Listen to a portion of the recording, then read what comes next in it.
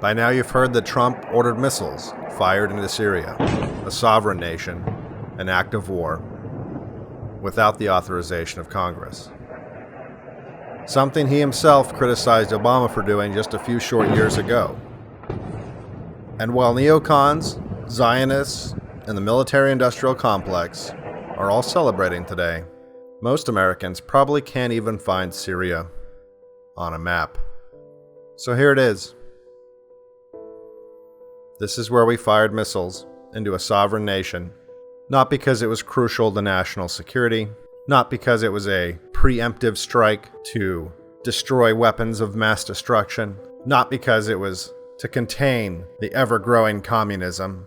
No, for a much simpler reason.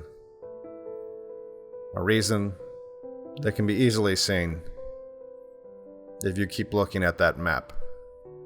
And if you pay attention to the headlines that preceded this act of war, the unavoidable truth is, we fired missiles into a sovereign nation because Israel and the House of Saud wanted us to.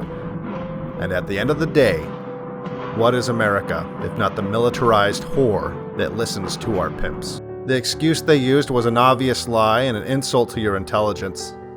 We have breaking news out of Syria this morning. There's new video from eastern Ghouta, that's a suburb of Damascus, showing several people Syrian activists say were attacked with a suspected chemical agent. The debate that seems to be missing from this is, and this was actually mentioned by the ambassador, was what possible motive might have triggered Syria to launch a chemical attack at this time in this place.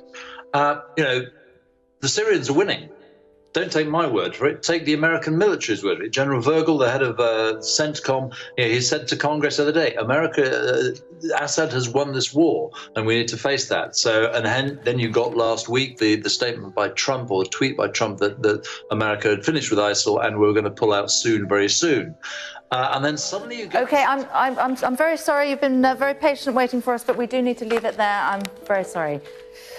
Even though the real reason is clear to anyone paying attention. So clear, it's even mentioned on their outlets. What is the American national security interest that would be served by regime change in Syria?